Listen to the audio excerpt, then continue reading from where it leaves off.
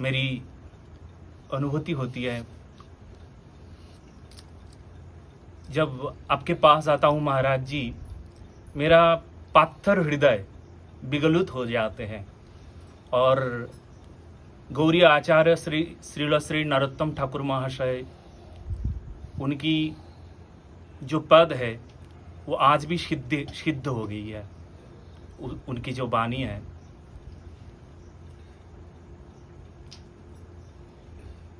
क्या है, जिनको दर्शन करने से ही मन पूत पवित्र हो जाते हैं,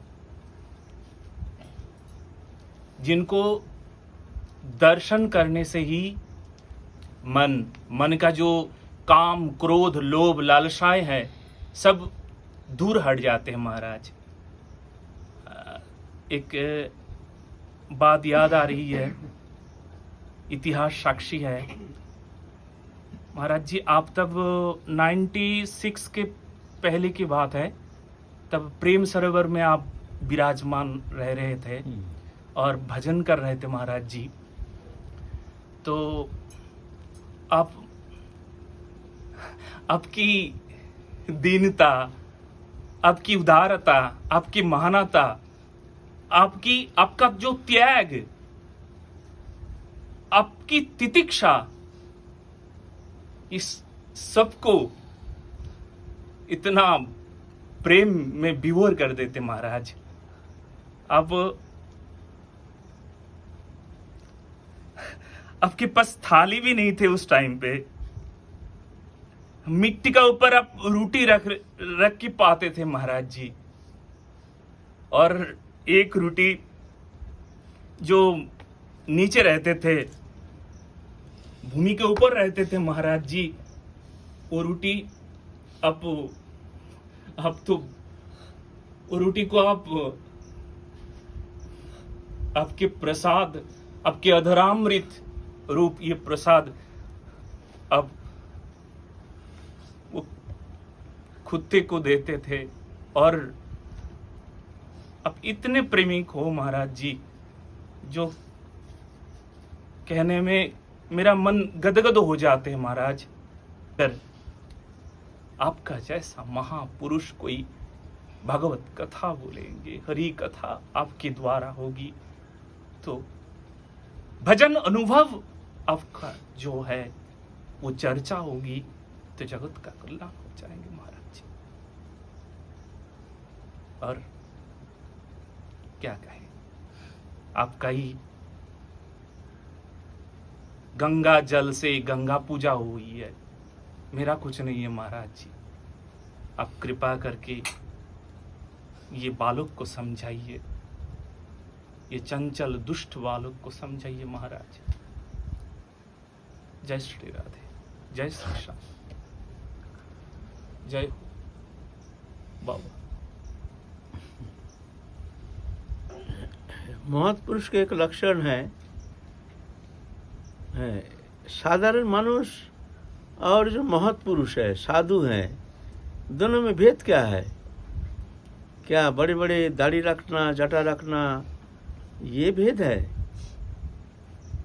कैसे पहचान करेंगे कौन कैसे महत है? एक स्वरूप लक्षण, एक तटस्थ लक्षण, दो लक्षण है ना। स्वरूप लक्षण है रूप द्वारा पहचान, चेहरा देख के पहचान होता है। और तटस्थ लक्षण है गुण द्वारा पहचान, उसके अंदर बहुत सारे गुण होता है, लेकिन गुण तो देखने में आता नहीं है, गुण तो देखने में आता नहीं है, रूप तो देखने में आता है, रूप द्वारा पहचान। जब पुलिस है, उसका स्टार लगाता है, यहाँ पुलिस का पोशाक पहना हुआ है, तो हम जान जाते हैं जो ये पुलिस है, समाज सेवी है। ऐसा ही साधु का पहचान, एक तो स्वरूप लक्षण, रूप द्वारा पहचान। क्या पहचान है? तिलक है, कंठी है, माला है, इस स्वरूप लक्षण के द्वारा हम पहचान करते हैं कि ये संत है ना। हाँ ठीक है, सम्मान की योग्य है, लेकिन ये पहचान श्रेष्ठ पहचान नहीं है। ये तो हम धारणा कर लेते हैं ये स्वरूप लक्षण के द्वारा हम पहचान कर लेते हैं कि इनके अंदर ये समस्त गुण से समृद्ध है ना। जैसे साधु किसको कहते हैं? तितिक्षव कारुणिक सुहृद सर्वदेही नाम अजात शत्रु व शांत साधु व साधुभूषण।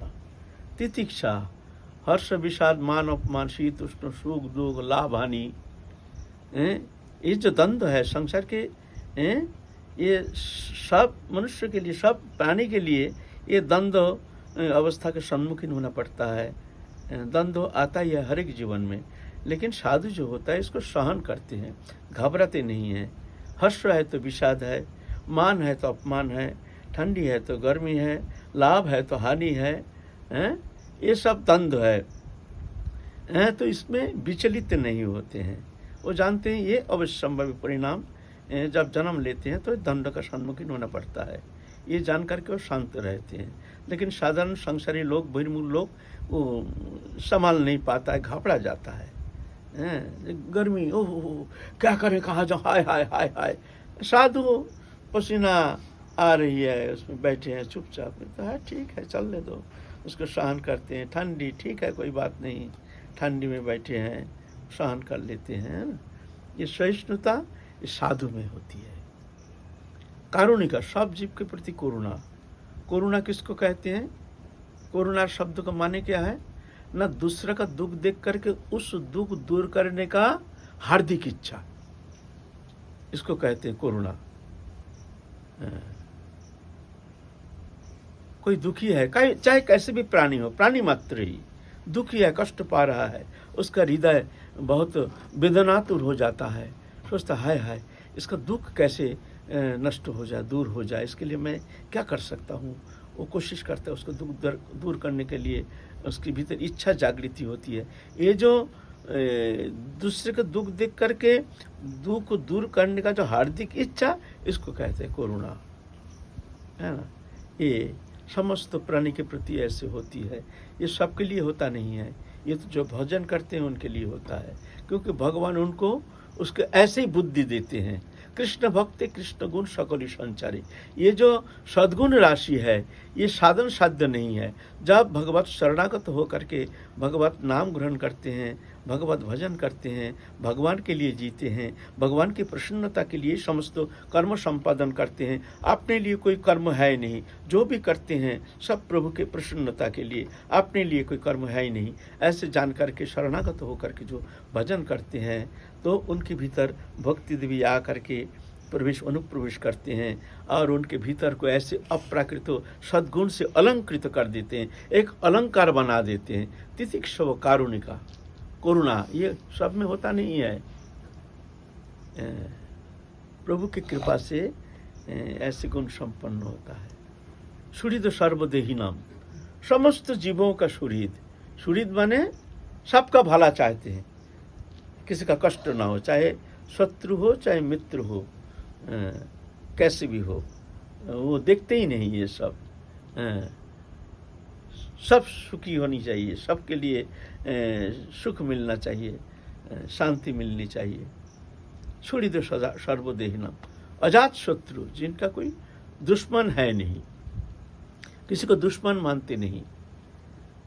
वो जानते हैं सब निजकृत कर्म ही हम भोग रहे हैं, ना कोई काऊ के सुख दुख दाता, निजकृत कर्म सब फल भोग भ्राता। कोई किसी का सुख दुख का कारण नहीं है, अपना कृत कर्म ही कारण। इसीलिए गीता में कहते हैं जसपन नदी जते लोकान नदी चज हर्षमर्ष भय बेगर मुक्त ज स्वामी प्रियो। जसपन न उद्दिजते लोको, जो किसी को उद्वेग नहीं देते हैं, न उद्दिजते चज, दूसरे के द्वारा भी उद्विग्न होते नहीं है। भाई हमको दुख दे रहे हैं, कष्ट पहुंचा रहे हैं, फिर हमको उद्वेग नहीं होना चाहिए, ये कैसे संभव? ठीक है, हम कोशिश करके किसी को हम उद्वेग नहीं देंगे, किसी को कष्ट नहीं देंगे, काया मन वचन के द्वारा हम किसी को कष्ट पहुंचाएंगे नहीं, इतना तो हम कोशिश कर सकते हैं। लेकिन भाई अकारण हमको डांडा मार रहा है, हमको सता रहा है, कष्ट पहुंचा रहा है और हमको उद्विग्न नहीं होना चाहिए, ये कैसे? जसपन न उद्दिज चज, दूसरे के द्वारा भी उद्विग्न होते नहीं, ये कैसे संभव?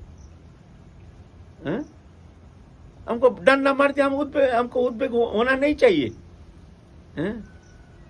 बोले ना ऐसे होता है। बोले कैसे होता है? ना साधु जानते हैं ये सुख दुख के कारण मैं ही हूँ, कभी ना कभी हमने इसको सताया था, जिस कारण उस कर्म के फलस्वरूप हमको अभी ये दुख मिल रहा है, वो कारण नहीं, कारण तो हमारे कृत कर्म ही कारण है। जान करके अपने को धिक्कार देते हैं, किसी का दोष देखते नहीं है।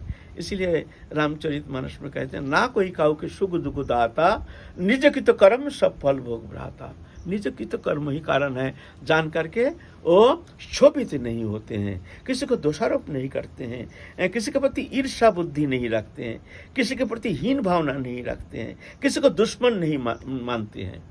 ऐसे होता है, ऐसे हैं, ये है भक्त हैं। सुहृद सर्वदेही नाम अजात शत्रु, किसी को शत्रु मानते ही नहीं। शांता, शांत किसको कहते हैं? शांत शब्द का परिभाषा क्या है? शांत कहते हैं ना किसी भी अवस्था में चित्त विक्षेप नहीं होना। चित्त विक्षेप का बहुत सारे कारण रहते हुए भी विक्षिप्त ना होना, इसको कहते हैं शांत भाव। अरे भाई ऐसे कैसे होगा? हमारा घर में आग लग गया और हमारा चित्त विक्षेप नहीं होना चाहिए। हमारा कोई प्रियजन मर गया है, हमको विक्षेप नहीं होना चाहिए। भाई हमारा कोई धन लूट गया, या हमको विक्षेप नहीं होना चाहिए। बोले हाँ, जो शुद्धिजन होते हैं, जो भक्त होते हैं, वो जानते हैं ये हमारा कोई वस्तु है ही नहीं, था नहीं, है नहीं, होगा नहीं, होता नहीं। ना दृश्यमान कोई जागतिक वस्तु पदार्थ हमारा था, न है, न होगा, न हो सकता है। दुनिया का मेला मैं हूं अकेला। कौन सा वस्तु हमने साथ लाया था, आज खोने के लिए हम चिंता कर रहे हैं? हैं? घर में आग लग गया, हमारा क्या लगा? क्या घर देख के हम घर छोड़ के आए हैं? आज आग लग गया, तुम क्यों विक्षेप तुम्हारा क्यों हो रहा है? हैं? तुम जब जन्म लिया तो घर देख के तुम जन्म लिया। तो ये भी हमारा था नहीं, हमारा है नहीं, हमारे होगा नहीं, हमारे होता नहीं, हमारे हो नहीं सकता। इससे हमारा आत्मा का संबंध ना था, ना है, ना होगा, जान करके और शांत रहते हैं। नामदेव का घर में भगवान देखते हैं, नामदेव तो बड़ा त्यागी है, झोपड़ी में रहते हैं। किसी भक्त ने झोपड़ी बना दिया, महाराजा पेड़ के नीचे रहते हैं, बड़े कष्ट से दिन व्यतीत करते हैं। महाराज एक झोपड़ी बना दो, बोलते हैं बेटा तुम्हारा इच्छा, हमारा तो आग्रह है नहीं। तो भक्त की इच्छा पूर्ति के लिए ठीक है तुमने बना लो, एक झोपड़ी बना दिया, झोपड़ी में भजन करते हैं। आप भगवान देखते, भगवान के प्रिय भक्त भगवान देखते हैं, ये तो इसको झोपड़ी के प्रति कोई आसक्ति तो नहीं। तो भगवान ने आग लगा दिया झोपड़ी में। आग लगा दिया तो जलना शुरू हो गया। नामदेव बाहर आकर के नाचना शुरू कर दिए हैं। ओहो देखो प्रभु की कितनी कृपा, हमारी ये झोपड़ी में आसक्ति हो जाए, इसलिए हमारे झोपड़ी में आग लग गया। अच्छा हुआ प्रभु, ये झोपड़ी भी, ये भी आसक्ति का कारण है। एक तुम छोड़ के जागतिक कोई भी दृश्यमान वस्तु पदार्थ के प्रति किंचित मात्र आसक्ति, ये बंधन का कारण है। प्रभु आहा, हमारे प्रति तुम्हारी कितनी दया, हमारे जिससे आसक्ति ना हो जाए इसलिए आग लग गया। प्रभु घर में और जो सामान था उसको लेके अग्नि में देते। प्रभु ये भी बंधन का कारण, ये लो लोटा बंधन का कारण, ये लो कपड़ा, ये भी बंधन का कारण, और उल्टा और अग्नि में स्वाहा कर रहे। प्रभु ये भी बंधन का कारण, ये भी बंधन का कारण। तुम छोड़ के दूसरा कोई वस्तु पदार्थ ही, उसमें आसक्ति ही बंधन का कारण। जिसका मन में आसक्ति नहीं है, कोई आग्रह नहीं है, तो उसको क्या बंधन दशा? उसके लिए तो कोई बंधन है ही नहीं, वो तो सदा मुक्त है। मुक्ति कोई बाहरी वस्तु पदार्थ तो थोड़ी है, अंतर जगत की मामला है, अंतःकरण वृत्ति है मुक्ति।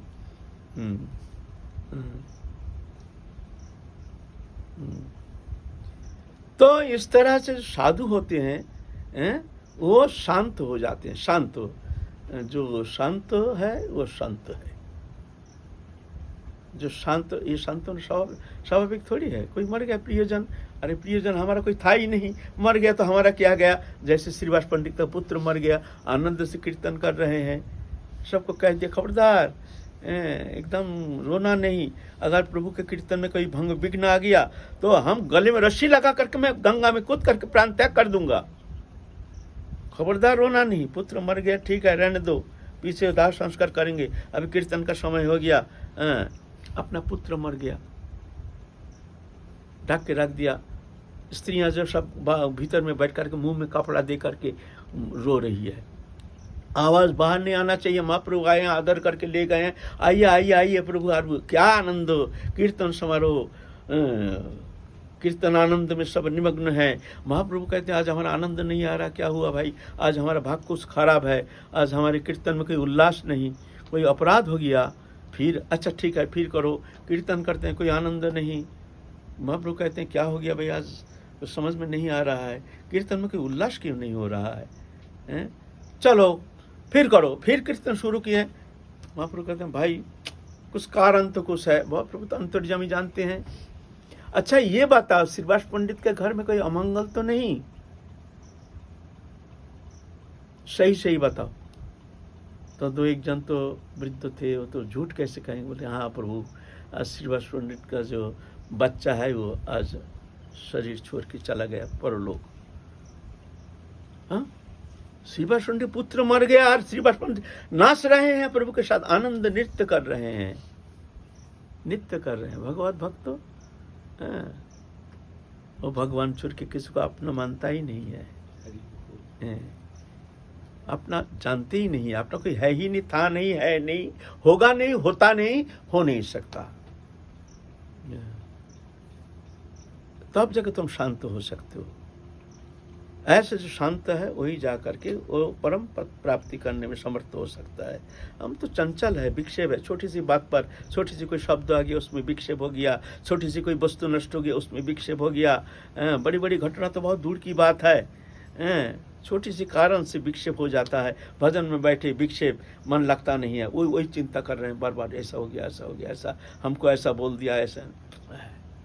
इसलिए शांत, ये संत के एक स्वभाव है शांत। शांत शब्द बहुत जगह आया है, बहुत जगह है शांत शब्द। तितिक्षव कारुणिक शूडित सर्वदेही नाम अजात शत्रु शांता, ये शांत शब्द आया है। महंतस्ते समचित्ता प्रशांता विमन्नव, महंत प्रशांता, प्रशांत, ये शांत शब्द है, प्रशांता, महंतस्ते समचित्ता प्रशांता, शांत अनपेक्षा मच्चित्त प्रशांता, फिर प्रशांत।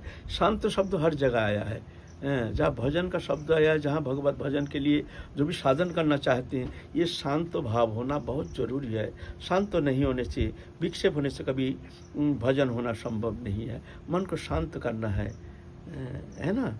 तो यह है संत के लक्षण। तितिक्षव कारुणिका शूडित सर्वदेही नाम अजत शत्रु शांता।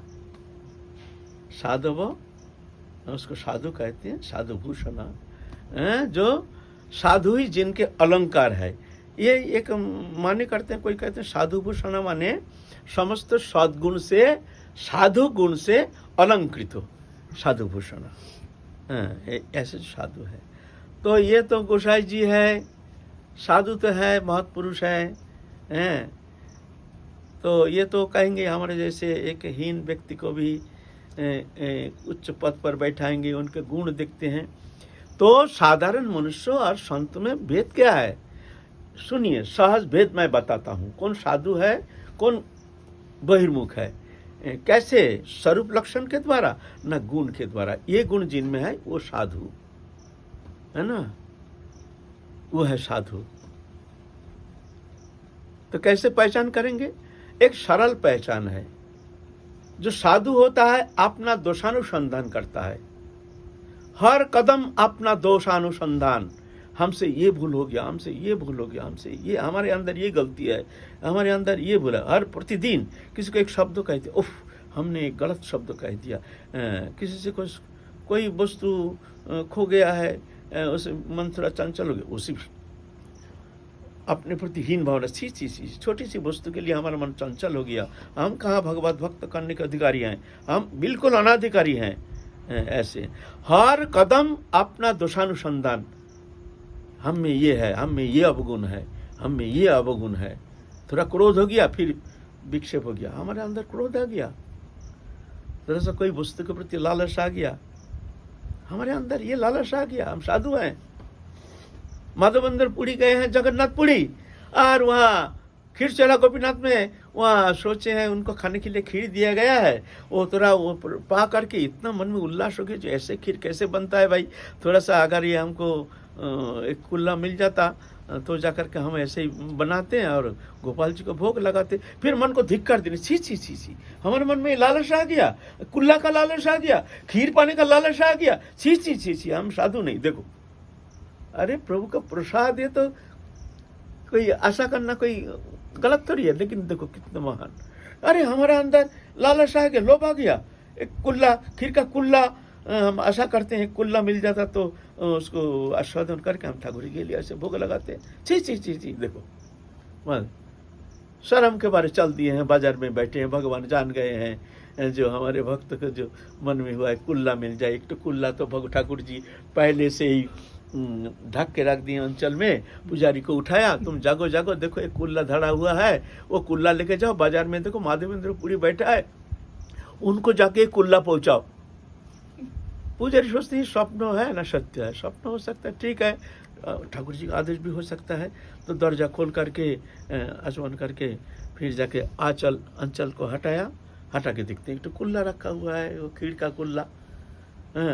भाई अच्छा, खीर का कुल्ला तो मिल गया, माधवेंद्र पुरी कौन है ये तो हम कभी जीवन में देखे नहीं है, जानते नहीं। अच्छा देखो ये सत्यता, देखो थोड़ा सा जा करके ऐसा कोई व्यक्ति होगा तो तब जानेंगे हाँ ठाकुर जी की इच्छा है। ऐसे गया है बाजार में जाकर के, भाई यहाँ माधवेंद्र पुरी कौन है, भाई यहाँ माधवेंद्र पुरी कौन है। माधवेंद्र कोई तो बाजार में कोई था नहीं, माधवेंद्र पुरी सो रहा था। अरे भाई हमारे नाम से कौन पुकार रहा है, हाँ भैया कौन है भैया, ये भैया इस शरीर को ही माधवेंद्र पुरी कहते हैं, आप कौन है, हमको आप कैसे जानते हैं। अरे देखो तुम्हारा भाग की ठिकाना नहीं, देखो गोपीनाथ ने तुम्हारे लिए खीर चोरा के रख दिया है, हमको आदेश किया माधवेंद्र पुरी को पहुंचाओ। भाई तुम माधवेंद्र पुरी हो, धन्य हो भाई, धन्य हो तुम, तुम्हारे लिए ठाकुर जी ने खीर चोरा के रख दिया है। बार बार उनका वंदना कर रहे हैं। आप जैसे धन्य महात्मा कौन है संसार में जो ठाकुर जी ने आपके लिए ऐसे खीर चोरा के रख दिए हैं। मालूम देखते हो रही हमारे तो जश प्रतिष्ठा आ जाएगा, सुबह उठते ही सब लोग भागेंगे, ऐसे ऐसे घटना हो गया, चलो भागो, अंधकार में भाग गया, प्रतिष्ठा का भय से पूरी जायन पलाइया। यह साधु जो है वो हर स्थिति में अपना दोषानुसंधान करते हैं, गुणानुसंधान नहीं, और अपना गुण को देखते ही नहीं, अपना दोषी दोष देखते हैं, और दूसरे के लिए दूसरा का गुणानुसंधान करते हैं। ये हमसे अच्छा है, ये हमसे अच्छा है, ये हमसे, इसका अंदर ये गुण है, आहा बहुत सुंदर, ऐसा गुण अगर हम में होता, इनके अंदर बहुत सहनशीलता है, ऐसे अगर सहनशीलता हम में होता, इनके अंदर ये बहुत निर्लोभ है, ये बहुत दाता है। जो भी कुछ भी किसी के अंदर कोई भी गुण दिखता है ना, उसको बहुत बड़ा करके दिखता है, दूसरे का दोष दिखता नहीं है, दूसरे का गुण दिखता है, अपना गुण दिखता नहीं है, अपना दोष दिखता है। ये पहचान है संत का, इसके द्वारा आप पहचान लेंगे, आप अपने अंतर को पहचान कर सकते हैं, आपके पहुँच कहाँ तक है। अगर ऐसी स्थिति है तो जान लीजिए आपके प्रति राधा रानी की असीम कृपा है। अगर ऐसी स्थिति नहीं है, हम दूसरा का दोष देखते हैं, अपना गुण देखते हैं, तो समझना ये अपलक्षण है, ये हमारे लिए विघातक है, भजन मार्ग में चलने के लिए हमारे लिए ये बाधा स्वरूप है, चलना बहुत कठिन हो जाएगा। तो गोसाई जी ऐसा है, तो महत्पुरुष है, तो हम जैसे एक अदम को भी ये देखते हैं, गुण देखते हैं। देखिए ना, किसी गुणानुवाद कर रहे हैं, ऐसे है तैसे है तैसे है, और हम तो जानते हैं कहाँ गिरे हुए जीव है। फिर भी असीम कृपा जी राधा रानी हम जैसे एक नीच व्यक्ति को भी उनके चरण सान्निध्य में रखे हैं, उनकी अशेष अनुकंपा। एक दिन हम श्री जी मंदिर में बैठे थे, हम जब बरसाने में आए हैं, वहाँ समाज हो रहा था, समाज में बैठे हैं, तो बगल में बैठे जहाँ आसन में गोसाई लोग कीर्तन कर रहे हैं, वहाँ नहीं, हम तो दूर बैठे हैं। एक संत बैठे थे, हमको बोलते हैं, बाबा आप यहाँ आ जाइए, यहाँ आ जाइए, मैंने गोसाई लोग जहाँ बैठे हैं वहाँ। हम तो देखिए हम वहाँ बैठने के लायक नहीं हैं, गोसाई लोग बैठे हैं, हम तो अति साधारण निज व्यक्ति, वहाँ तो उनके साथ हम एक आसन में कैसे बैठेंगे। बोलते नहीं आइए, आप तो संत हैं, आ जाइए यहीं बैठिए, आइए। हमने देखिए हम वहाँ बैठने के लायक नहीं है। 3-4 बार ऐसा कहने से वो तरह से नाराज हो गया, आप लायक नहीं है तो ये दरबार में आप आए कैसे, आपका अंदर कब जब योग्यता है ही नहीं, अयोग्य हैं, तो ये दरबार पे आप कैसे पहुंचे हैं। तो हमारा भी आ गया गुस्सा, हम बोले अरे आप तो योग्यता का घमंड करते हैं, बड़ा घमंडी है। अरे ये तो उनके अहित की कृपा है जो हम जैसे निष्ठ को भी उनके दरबार में स्थान प्रदान किए हैं, उनकी अहित की कृपा है, ये हमारी योग्यता है। योग्यता का अभिमान करते हैं, ये योग्यता है, तुम्हारा योग्यता देख करके राधा ने तुमको यहाँ लाए हैं। अरे उनकी अहित की कृपा, हम जैसे अयोग्य हम जैसे निज व्यक्ति को भी अहित की करुणा परवश होकर के उनके चरण कमल सान्निध्य में हमको बैठाए हैं। उनकी अहित की कृपा, इसके लिए कृतज्ञ होना चाहिए, बार बार प्रणाम करना चाहिए। तो गोसाई जी तो महत्पुरुष हैं, जैसे हम जैसे एक नीच को भी आगे बढ़ा देते हैं, ऐसे हैं तैसे हैं, ये उनकी महानता है, हमारे योग्यता नहीं है। जय जय श्री राधे श्याम।